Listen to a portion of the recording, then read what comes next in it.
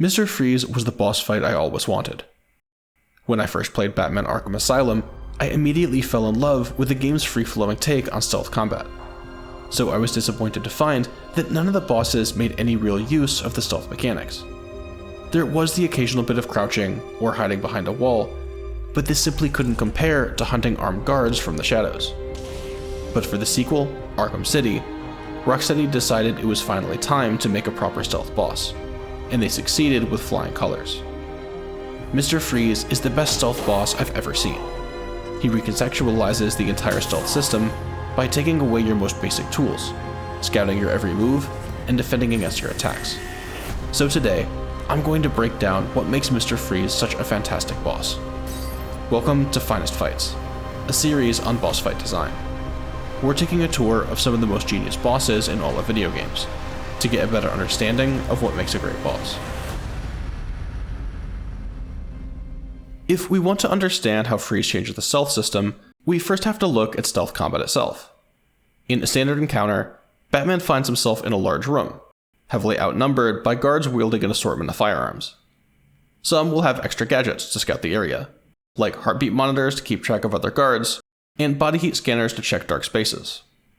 Others will have additional weaponry, like grenades to clear out areas you could be hiding, and mines to punish you for lurking around. At first, guards patrol the pathways in predictable patterns, but as bodies are found and they notice your presence, they become more observant and unpredictable, making your life more difficult. During these encounters, Batman has two main objectives: move around the room without being detected, and take the guards out without getting hurt. When it comes to moving in silence, our biggest tool are vantage points. These high perches are easy to get to and move between, allowing us to get above the guards, consider our options, and reposition quickly.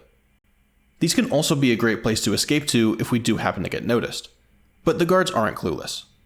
If they know you're moving above them, they can shoot you off your perch or destroy it altogether.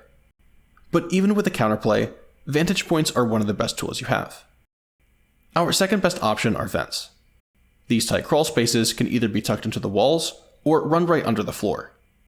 Vents don't let you move around as quickly as vantage points, but they still do a great job of keeping you concealed and have the advantage of keeping you closer to the ground. You can of course go old school and simply use walls and other obstacles to cover your sightlines, and this gives you the most freedom. But you need to keep track of everyone's position, to make sure no one sneaks up behind you or spots you from a weird angle. Now, let's talk about how we can take out the guards without inciting a firefight. The most basic option is simply to stay out of sight and get up close. Takedowns from behind, around a corner, over a ledge, and from above are bread and butter options that challenge you to slip through cracks in the patrol. This is that classic stealth gameplay we all know and love. It's just you versus a maze of vision cones and patrol paths, and the movement options we discussed can help you find those gaps.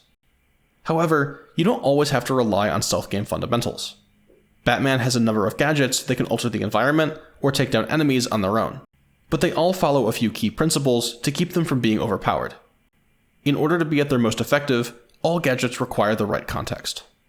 Explosive Gel allows Batman to detonate a small explosive from a distance.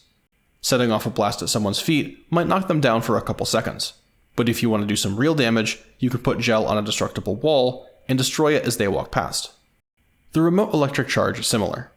Hitting them with a direct pulse will cause them to misfire their gun, but won't have any lasting effect.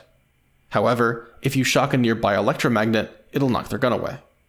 Stealth would be way too easy if you could simply sit on a vantage point and use gadgets to pick enemies off from a distance. If a direct pulse from the REC was enough to knock out a guard, it would reduce these encounters to a triviality. So the developers made sure that each gadget was only at its most useful in a few context-driven scenarios.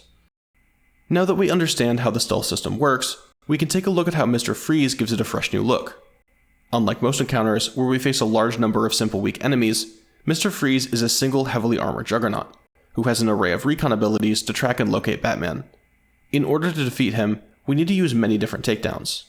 Each time we use a takedown method, he prevents us from using it again. So if we use a ledge takedown, he'll freeze all of the ledges. The number of takedowns you need depends on the difficulty setting.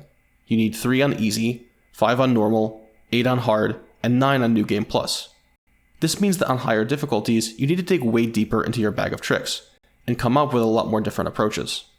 Throughout the game, a lot of players will find themselves gravitating towards a few different takedowns.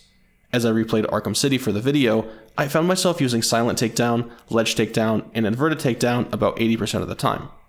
I knew the freeze fight was coming and tried to mix up my tactics, but still ended up doing the same few most of the time. When I got to the freeze fight, I had to start using tools I had never tried before, like the line launcher and electromagnets. These were a lot of fun to learn, and weaving them into boss attempts was a great way to learn skills I could use later. Mr. Freeze is not the final boss. He's a solid challenge about 2/3 of the way into the game, and there are plenty of opportunities to put your newfound skills to use in the late game stealth scenarios. Mr. Freeze also changes the stealth formula by taking away some of your basic tactics. The fight with Freeze actually takes place in an area we've already fought in, but is quite different because a lot of our environmental advantages have been removed. Earlier in the game, we go to find Freeze in the police building, but instead find it occupied with a bunch of Penguin's goons. We take them on in a standard stealth encounter, and this introduces us to the room where we'll later fight Freeze. During this initial encounter, we have access to vantage points, and an extensive system of vents and hallways that run along the outer walls. However, when we face Freeze, he's kindly frozen all exits, wall vents, and vantage points to make sure we don't wander off. Our only remaining hiding place is a small set of vents that run under the floor in the center of the room, but if we ever use those as a takedown spot, he'll freeze those too. I love how this little change creates two arenas that, while quite similar, have notable differences. The loss of vantage points and vents completely changes the tactics we'll use, and the pathways we'll take when moving around, but doesn't nullify our familiarity with the layout. Now we understand how Mr. Freeze warps the existing stealth system by taking away tactical options, but what new things does he bring to the table? Well, Freeze has a number of different tracking tools that he uses to hunt you down. These gadgets force you to stay mobile to avoid detection, but also give you a way to lay traps. As you walk around the arena, you'll leave invisible footprints that Freeze can see with his thermal scanner. This makes hiding in one place a poor option, as Freeze can easily follow you to your location. However, this single-mindedness makes his movement extremely predictable, and if you're light on your feet, you can place him exactly where you want him. In this clip, we hide until Freeze picks up on our footprints, which we can tell by looking at the intercepted signal from the suit. Then we sneak around the room and loop back around to where we were, except this time, we make sure to walk under a destructible ceiling. We quickly duck out the side door, grapple up to the next level, and wait for Freeze on top of the skylight. Then, as he follows our trail under us, we break through the glass and score a takedown.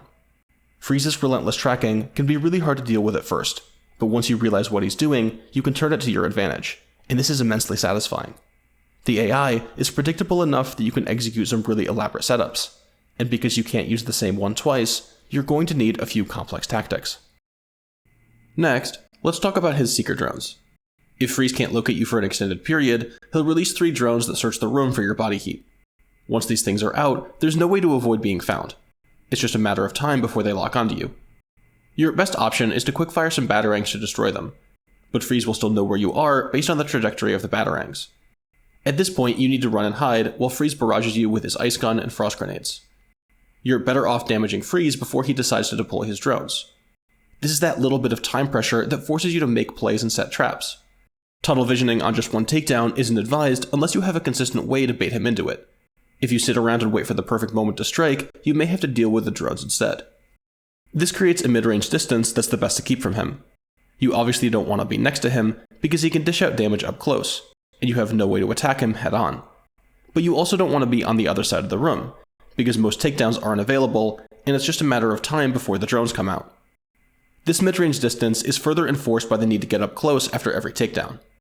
After you hit Freeze with the takedown method, you need to hit him with a flurry of punches or else the takedown won't actually do any damage. This also applies to takedowns that can be executed from far away, like a collapsing wall or an electromagnet. So if you want to maintain this type of distance, you need to be prepared to run straight at him before he has a chance to stand up. After you've put some cracks in his helmet, you have a few moments to run away before he's back on his feet. And don't think you can get cheeky and hit him the second he gets up. As he stands up, he releases a pulse of energy that'll knock you down if you stand too close. I love how this creates a push and pull dynamic, where Freeze's melee prowess pushes you away, but the secret drones and need to deal damage pull you in. Mr. Freeze confidently explores stealth in a way that few bosses are able to do.